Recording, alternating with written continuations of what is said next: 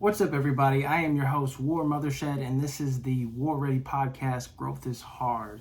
So, special episode today. I know I just spoke with you guys about my father, Elijah Mothershed, and who he was to me, but I want to introduce somebody else who is very special, very important in both of our lives. He is my brother. He is an amazing entrepreneur, and I can't wait for you guys to meet him. His name is Xavier Schucker, and I'm going to go ahead and throw him on the FaceTime call. Bada boom, and we are live.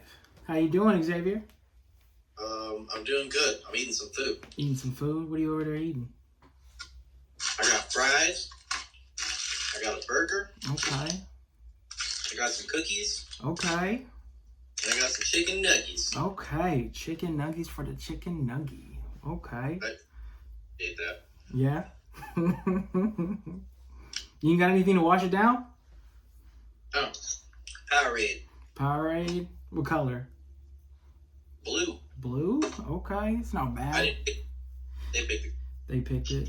If you had to pick a Powerade color, which one would you pick? Lime. That's the move. Lime's the move. Every time. Every time. So today, no, Birdie, you can't come up here. Sorry, buddy. So obviously, yesterday was a very special day to the both of us. I wanted to obviously make a video with you. I spoke about what kind of person he was to me in my life, and now I want to hear what he was to you in your life. You had more of a relationship with him than I did, so I want to get to know him from your perspective. That's kind of... Damn, I don't know where to start. It's different. He was like your best friend, like immediately, if that makes sense. Mm-hmm. Like, so even the first day I met him, again, I was just like unusually comfortable. Like, it was almost like I was with an older version of myself. Like, I felt, safe, secure, loved, like, I don't know. I just felt like he had my back from the very first day. Like, it was really, I was just not used to it, and over time, I just kept going down and seeing him get more comfortable, and like, it was literally just like a piece of my life that was just like put back into place. Like, it felt natural. It felt like we just picked up where we left off, because I was, a little ass kid. I was like 5. Right. I don't remember that, but it was just really natural. We had a lot in common, some differences, but we thought alike in a ways, which is cool. He was just a character. Like, anywhere that we went, he knew somebody. It didn't matter if we were going to like the 7-Eleven for some drinks at 2 a.m, or if we were going, to get some food somewhere. Like, he always ran into somebody he knew and spent 30 years talking to them, as you know. Like, just everywhere. I was like, how do you know this many people? How? I know a lot of people, but I'm not everywhere I go. I don't run into somebody I know. Like, literally. How does that work? He's really the main character of his story. For real. And I always thought it was so cool that every time we would always like pick up where we left off, like nothing had changed. Like, even if it could be, months in between, whether it just be phone or person, it was literally like if it was just another day. 100%. I think it speaks to the kind of person he was and how genuine he was as a person. He was very good at making you feel like the most important person in the world while you're just having a conversation with him. And I think that's why so many people were drawn to him. I think so too. And of course, I kind of briefly mentioned all the sorts of crazy stories that he would get into. If you had like a favorite story to tell about him, what would it be? A favorite story that, like, I had, like, a favorite time? Yeah. I got some good ones. I think a favorite.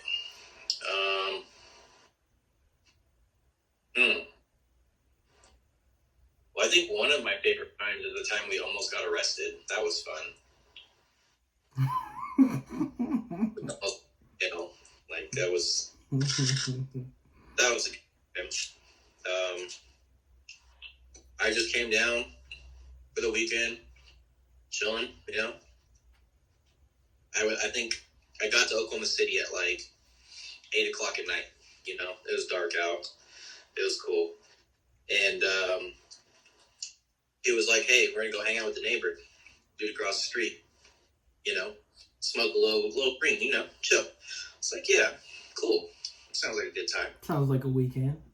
Yeah, sounds like a weekend. So we went across the street, and we had a van in his driveway facing his house, you know. And so we jumped in the van, you know, we're rolling up, smoking, chilling, having a good time, laughing, telling jokes. I'm sitting in the very, very back of the van. There's like a big ass window on the back of the van, like, you know, so I can like turn around and look out at and so we're smoking, and I got this blunt. I mean, you know how he used to roll blunts, like the fattest blunts. Like, this is like a telescope. Like, you out here seeing through the fucking lens of like fucking Bob Marley album. Like, it's ridiculous. Mm-hmm. That's the only way he rolled blunts too. They were always fat blunts. So smoking on this blunt, and I'm stoned. I'm like,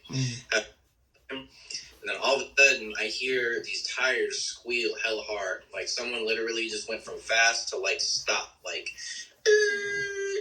and it's dead out there. There ain't nobody out there. So I hear that, and I look over my back shoulder, and I see two spotlights illuminate the back of the van.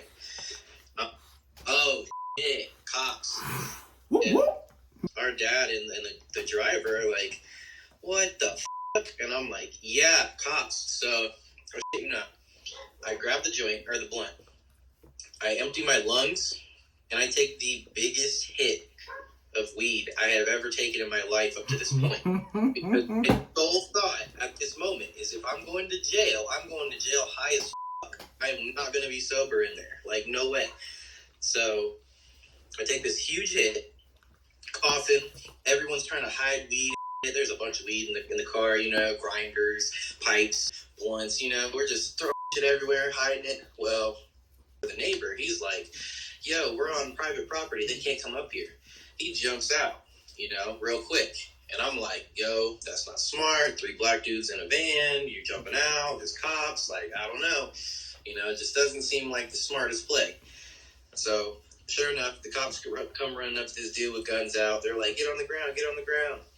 So they tackle his ass. And I'm like, man, now we really going to jail. So they handcuff him, and our dad and me still hiding stuff. And I'm like, what do I do? What do I do?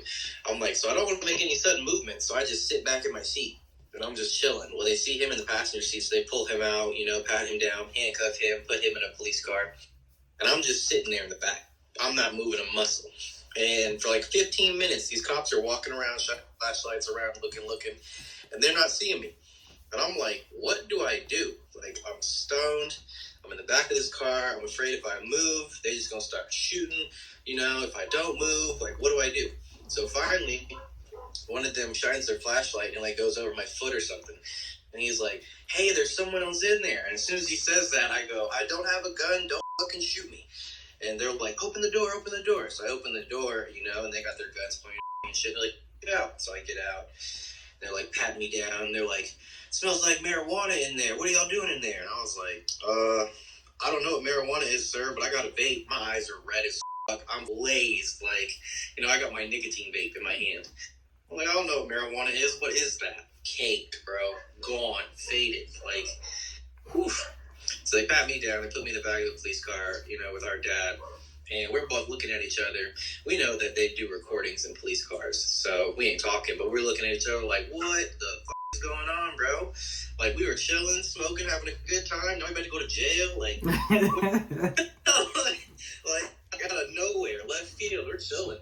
And then the patrolman gets back in the car, and he's like, all right, so You guys are good. You're not in trouble. Your neighbor called and said you were peeping through her blinds and like, you know, like being all creepy. And we were like, yo, our van is faced the opposite direction of her house. Like, there is no way. You saw us. We're chilling in this van. Like, what? And so eventually they run us all, you know, we don't have any warrants or warrants. So they let us go. And our dad is just smiling from ear to ear. And I'm like, what? Big ass what? smile. Yeah, I'm like, what are you smiling about, bro? He's like, I just got away with murder. No, so he reaches in his pants and he pulls out this huge piece of weed. Like, it was probably like 8 grams of weed out of his pants. And I'm like, where did what? And he's like, I put it under my balls. I was like, great. Why? Yep. What? Like, sounds like something he would do. Yes, he's just laughing, and then we went in the house and we smoked a lot of weed. You smoked the ball weed? Oh, weed, dude! I was stressed. I had no record. I was about to go to jail because this lady was tripping on some shit. Me! You had a Karen before we even knew what Karens were. It was like there was 3 in a van. Oh no! Yeah. Oh no! They're smoking weed. Finding their business. Let's get them arrested. You got the reefer madness. I was so mad. I had no record. I was like, I almost got arrested and f***ing a record for nothing. It reminds me when he would have me drive him around, or actually, I would ride with him. But as we both know, he didn't have a license because Lord knows he was just refusing to pay any ticket that he didn't deem was like necessary. Like, oh, I don't need to pay this. I didn't do that. Well, you got a ticket, so pay it. No, I'm not going to pay it. We're just going to suspend your license. And that never stopped him. So literally, I'm riding with him to go get, I think it was some things for the shop. We get, of course, pulled over. And I'm like, great. We're going to probably have to go back to the station and pick him up because he doesn't have his license. He's driving with it. And he's like, I bet you the sticker gets me out of this. I was like, what sticker? He has this support the highway patrol sticker on the back of his bumper. And the cop is like talking to him, asking for his ID, asking for my ID. And he's just kind of like, you ever seen somebody when they know they ain't got something, but they're just kind of, you know, just like taking their time. You're just like waiting for the inevitable.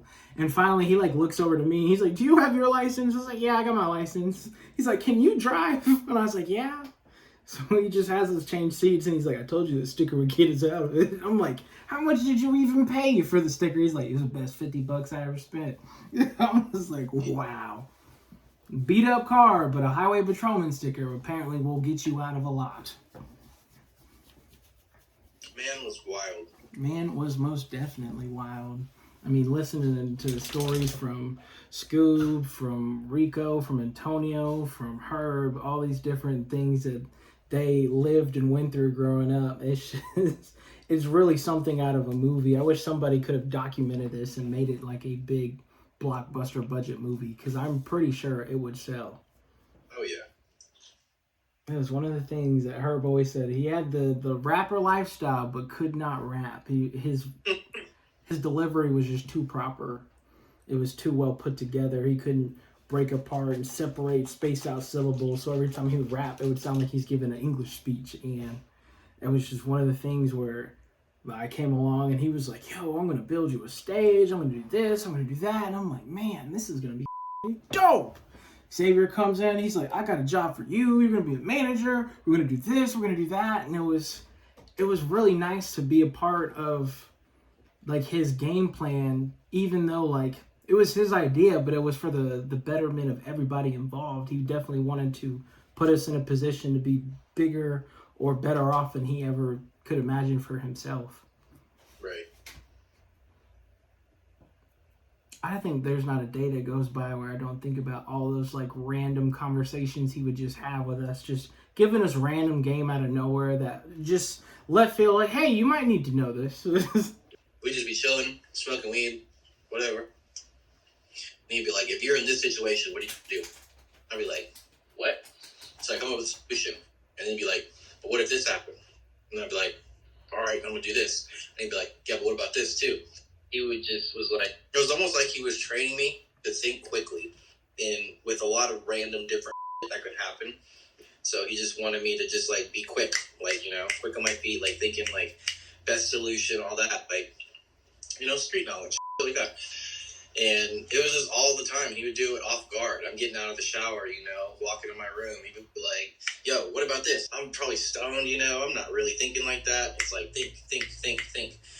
And quickly, like, come on, like, come up with something. So I got in the habit of just like on the fly, just having something, a backup plan, a B, a C, a D, an E, an F, just coming up with stuff. And I still use that today.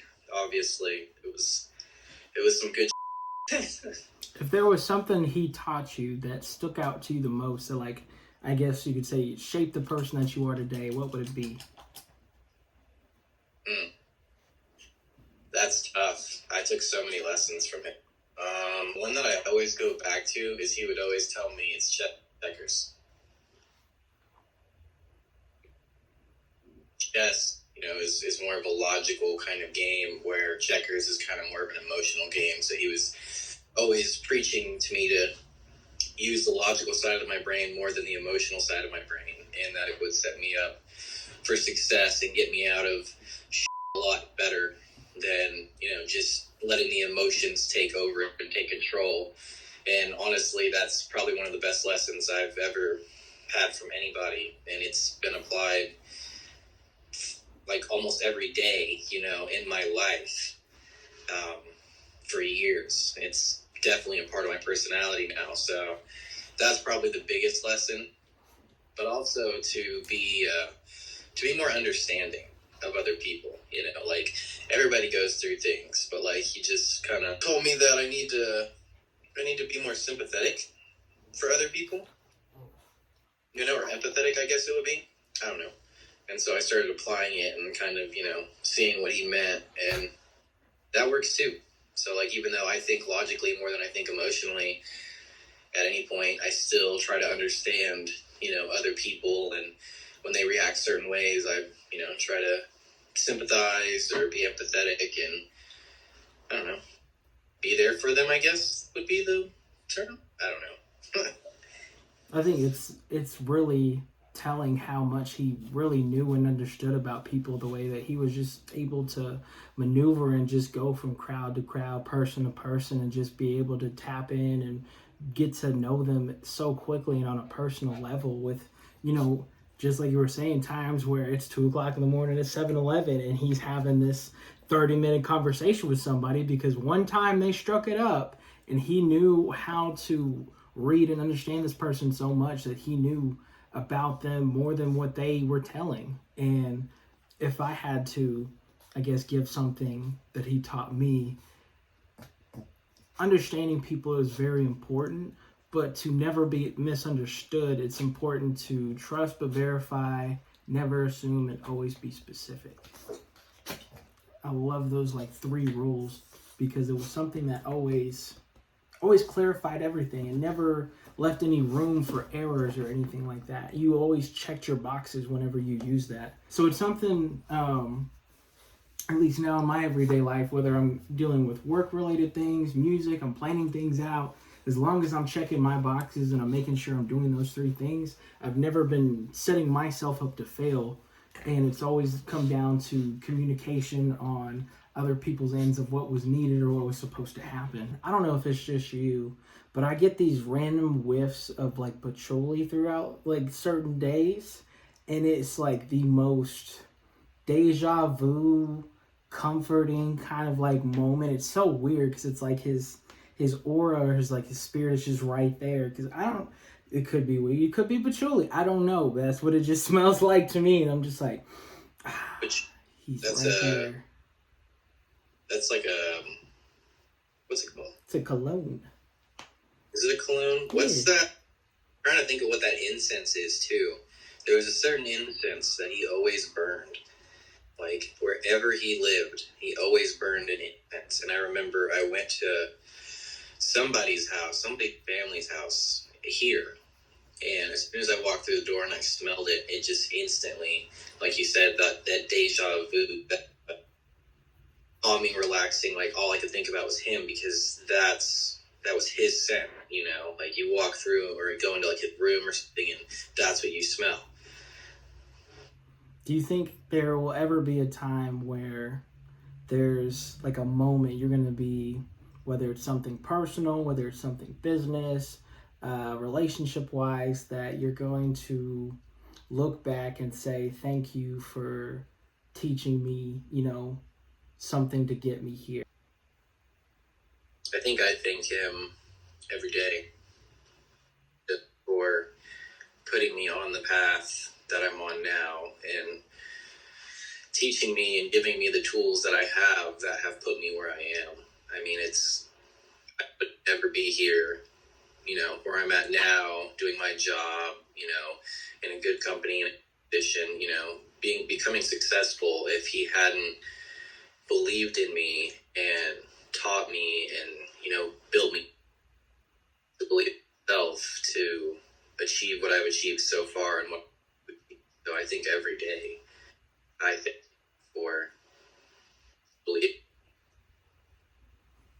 He was very passionate about people's dreams and goals that they wanted, because he was definitely not only a thinker, but he was a believer foremost. He believed in people, he believed in their thoughts and their capabilities more than themselves or what other people would put out. So it's one of those things that really spoke about him when it came to other people, of how much effort and time he put into them, especially whether it's felons, people in single parent households. I mean, literally, if somebody, always classic, if somebody needed their yard mowed, as long as they had a lawnmower, he would find out a way to make it work. He didn't have a car, he didn't have this, he didn't have gas, but one way or another, he would make sure that their lawn was mowed because they needed it. I don't know. This is a bigger than life person. Absolutely. It was definitely something that, I don't know about you, but it's something that I never realized until he had passed, but literally whenever I was around him, I felt 100% like certain and safe in the fact that whatever happened, we would be okay. Like there was always going to be that ABCD mindset going around, to where even if like when we were at the house and Sam calls us like, yo, pick us up because he's down at the station, they're gonna tow the car. We're like, well, shit, now we gotta go pick him up. But I never. I remember that because I took 2 hits. You to drive, and I was like, bro, I took 2 hits of acid. I'm driving. You're driving. I'm telling myself not to freak out because we're about to be around cops, and I'm fucking tripping balls. Yeah. Then maybe it was just in his energy or just him himself, but I never worried about things like that because I knew we would be okay. Yeah, 100%. There was that sense of security, and that, I think it was his aura and just his mindset. He always had a plan, and he could just talk his way out of everything, like you said with the story of the ticket that would have got, or going to jail for him not having that sticker, that $50 sticker that saved his ass. Like, I know what you mean, that feeling for sure. I mean, it's crazy. Times we would almost get into something, and even though it was potentially dangerous, I'd be like, it's all good. It'll be fine. Like the time fucking a meth head was chasing us with a machete. That was fun. You want to tell that story? I mean, that was just the back half of the first story I told. That was the neighbor. She was let us out of handcuffs and they left, and I started laying into her. I was pissed. I was screaming, fucking 1 a.m, screaming at her, cussing at her, telling her, you got me fucked up, trying to get me arrested because you're tweaking. It was so funny because I was sitting here just like saying most fucking just off, like, just, I don't know, I'm just being straight disrespectful and like just saying the worst insults I could think of, but like it sounds kind of hood the way I'm like, because I'm hit. And then like a poet from the 1700s, the way he said something, he was like, you something gutter snipe, and I'm like mad and I'm yelling, but like I'm listening to the shit he's saying, and I'm like, you sound so proper right now, like trying to cuss this out. And I'm just dogging on her, and he's just this proper, like, I don't know how to describe it, with like a poet. And she was like, all right, stay right here, bet. And I was like, all right, bet. So I stood right there, and I waited, and she went in the house. And I was like, okay, well, she's a tweaker, so if she had a gun, she probably would sell that for drugs. Probably. It's a fair guess. Yeah, so she's going to come out with, like, a stick, you know, or something. And I'm like, whatever, I don't care. And so she comes out, and she's got this big-ass machete. And when I say big-ass machete, I mean, like, bigger than your average machete. I'm like, okay, that's cool. And so she steps into the yard, and me and our dad separate. We don't say a word to each other. As soon as she comes out of the house and we don't say anything to each other. We go left and right. And so we're like circling her like wolves, and she's in the middle. And like she'll take a step towards one of us and swing, and we'll like step out, like, you know, out kind of and around, and just keep circling and just keep circling. And I'm like, yo, eventually she's going to get tired, and then I'm going to step in and take that machete. And it's going to be a bad day for her because I'm pissed. And eventually she realized that she was getting tired of what we were doing. Probably like 5 minutes of her like swinging and, you know, doing whatever she was doing. And she dips. I was surprised because I've never seen a meth head move that fast. Like, she ran. And she ran to her door, opened the door, and jumped in the house. Well, as she ran, I chased her. I chased her all the way to her door. And as she slammed the door and locked it, I threw myself into the door, like my whole body weight. At the time, I wasn't very big. I was like 150 pounds, so it's not like I fucking could have knocked down the door or anything. But I slammed into the door, and I started kicking and punching the door. And I was like, you better screaming. And then our dad picks me up, like grabs me around my waist and like lifts me up and like carries me back over to our property. He's like, you're on her property. If the cops come, you're going to jail. I was like, damn, you're right. I would go to jail this time. So that's when we went in the house and we smoked weed. It was insane. My hands were all their door was like thick wood, and they were all bloody, and yeah, it was a good time. Good time. There's one thing about cheap housing, they do got some real doors. Door was thick. It was door. It wasn't those, you know, how the houses have bedroom doors, the cheap ones where it's like you could put your foot through it on the first try. Not the front door. Man. So to tell a little bit about what you're doing right now, you're a manager of a dispensary up in Oregon, right? Mm-hmm. So how long have you been doing that? Like here? Mm-hmm. So when I moved here, I was supposed to have an assistant manager spot at a dispensary, but that spot was already filled. So I had to start as a bud tender again and work my way up. So I was an assistant manager probably like 3 months ago. I was still an assistant manager, and then about a month ago, I got promoted and actually given my own store. So now I manage my own store. That change happened in December. So this is my first actual month of running the store by myself. I don't have an assistant, so it's just me. How's that feel?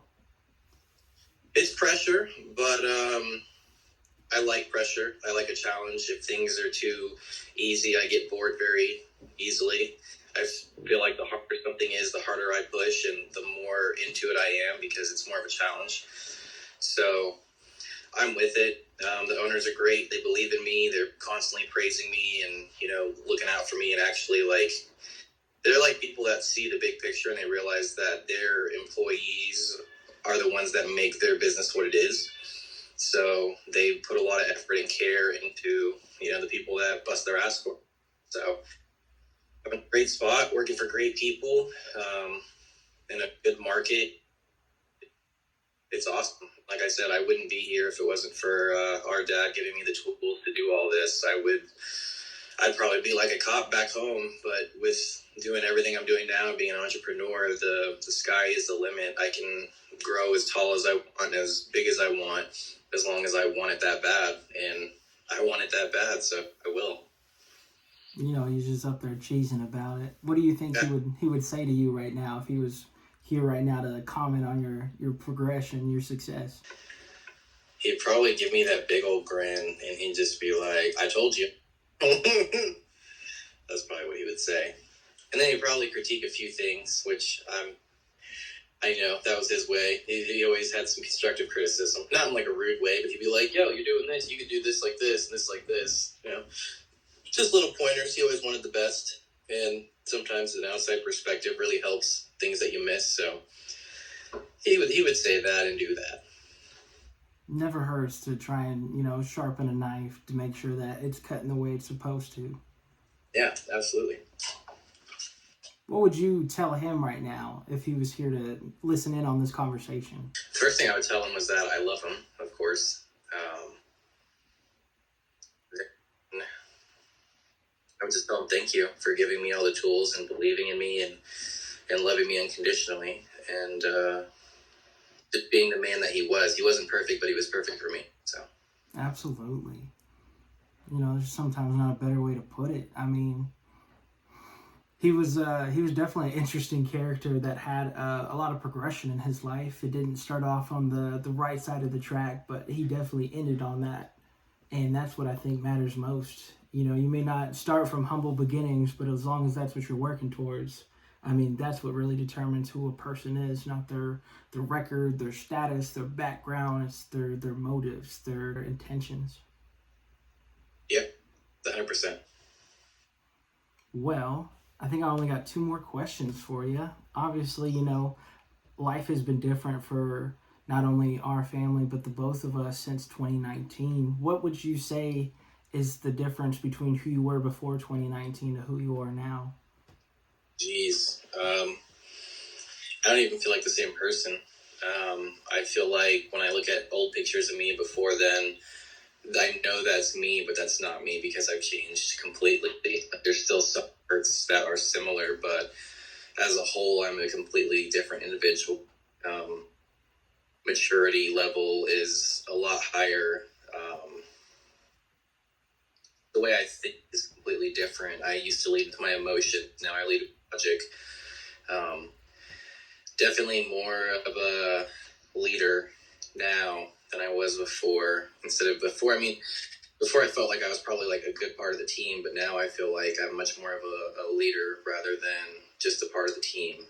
And that's another thing my father taught me was how to lead and to really use your resources around you. Like being a leader doesn't mean that you're the best at what you're doing. It just means that you can put all the people in the right places to make the ship go, So he taught me that, and yeah, I think maturity and my attitude has changed a lot too. I'm no longer a pessimist. I was a pessimist before, but now I'm pretty optimistic. I learned that sometimes when you have nothing, you at least have hope, and that's always something. So that's definitely different.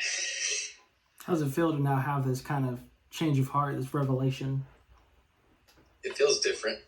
It's weird. Like I said, like I'm so used to who I am now, and I kind of forgot who I was before, that when I think of who I was before and it doesn't seem like it's me, I feel like I've always been this way, even though I know I was a different way before.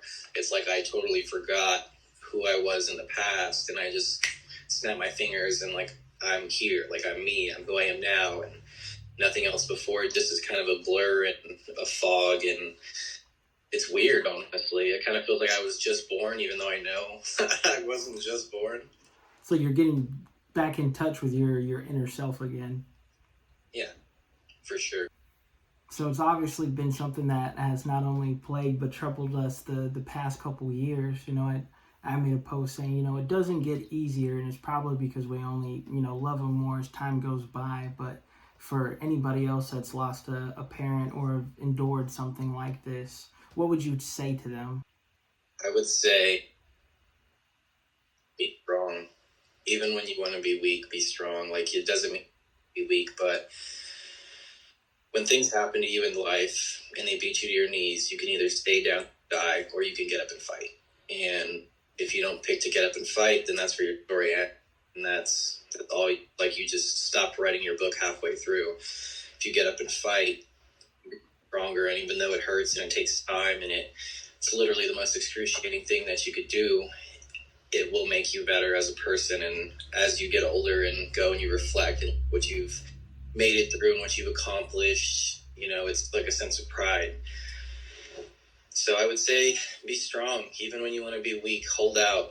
I used to tell myself when I was running the shop by myself, even though it was really stressful and I wasn't sleeping and I lost a bunch of weight and I was super stressed and I was just having a hard time even making it from day to day. I was like, you're almost there, just keep going. Even every time I wanted to quit, I would just tell myself, keep going, you got this. One more day, day by day, foot by foot, left foot, right foot, keep pushing. And then eventually, I made it out of it. It took a while.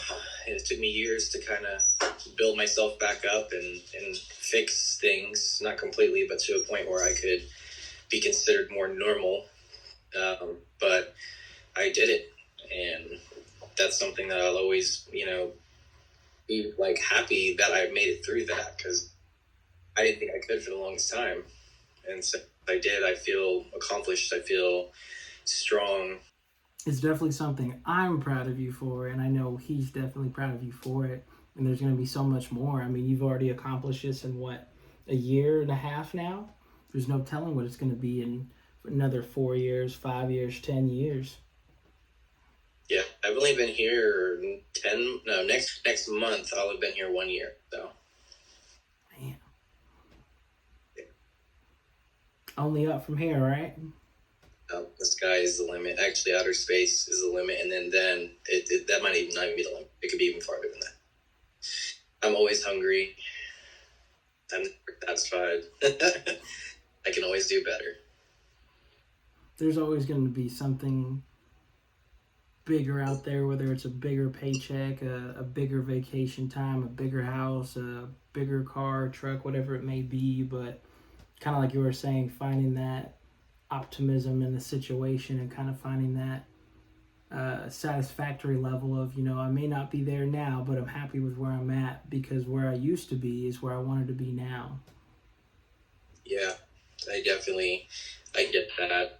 And I could not have where I'm at now as my old self. Like, I would be where I am today, not even close. So I'm proud of myself for that. And, you've changed a lot too, in positive ways. So I'm proud of you for that as well. It's easy, but we do it. We make it day by day, step by step, left foot, right foot. Man, all I can say is that I love you dearly, and I can't wait to see you again, whether it's in Oregon or Oklahoma. Yeah, I love you too, and I can't wait either, you coming out here or me coming back there. I'll be there a couple times this year, so I'll make sure to come by and try to spend some time. I just can't be away too long, so that kind of sucks. Duty calls. It does. Well, thank you so much for being on the podcast, sharing your stories, and telling us about you and what you're doing. Yeah, thanks for having me. It's always something I've liked doing, and yeah, look forward to hopefully getting to do it some more with you in the future. Oh, we'll definitely have more just shooting the shit podcasts, but special occasions require special people for special topics. Yeah, definitely. But as always, thank you guys so much for tuning in. We hope to see you guys next week. Thank you. This is Growth is Hard. Peace.